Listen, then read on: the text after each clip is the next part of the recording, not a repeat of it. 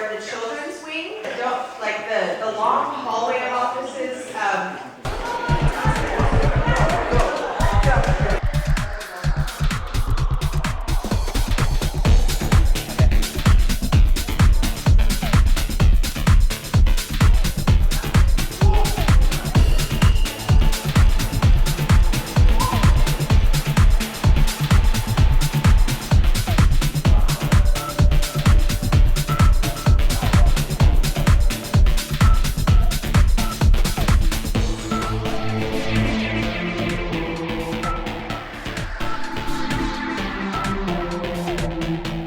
Is this the jail?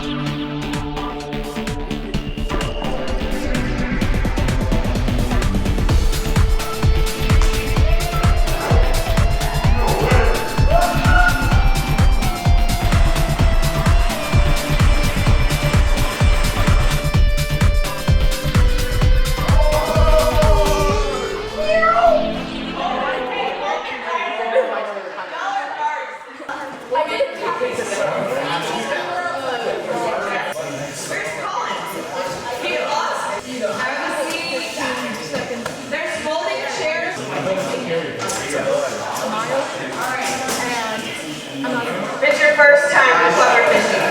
Everyone say hi. Let's just pass the mic, say your name and pass it.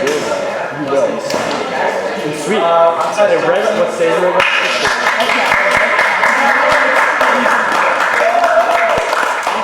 My name is Cash Andrew.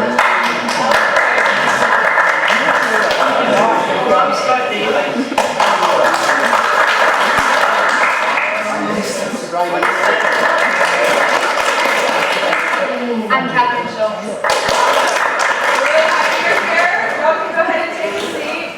Welcome back to Clever Fishing. Is anything a little different in here? Alan's on the floor. And Jack. Will y'all smile? Because I'm going to send a picture to Alan and to the Davenport. So, smile. There we go. Awesome. Let me try that. Love you, Alan. Okay, say hi, Alan.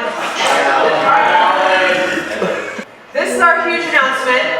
We have a new youth staff that we're going to be introducing to you next Wednesday. So this is, I know it's hard. It's hard to say goodbye. But this is Casey and Drew Adams. We got to spend a good amount of time with them. The whole committee loved them. Everybody that they met with loved them. They're really, really awesome. And he's been doing youth ministry at a church in Phoenix, and she's been working at a middle school and coaching middle school boys basketball. So they're thrilled to be here. They are moving Friday to Boulder, and then they start work next Wednesday. This is more overwhelming for them than it is for you, but they're coming here because they totally love Jesus with their whole lives, and they love people your age. They want to spend time with you. They want to make things fun for you. They want to know you. So make that really easy if you can, and just go right up to them when they get here. Introduce yourself. Find a time before the night ends to make sure that you've introduced yourself and made them feel welcome. The whole purpose of doing this, the whole reason that we want to spend time with you, the whole reason that we want you to come up here is we want to have a whole lot of fun. We want to eat a whole lot of good food because Jesus made those things. Those didn't just come from nowhere. Everything good in this world came from Jesus, and that includes fun and seeing Ike ride the tricycle down the hallway and eating good food. But the news that God came near is what changes every single person who will call on his name from the inside out.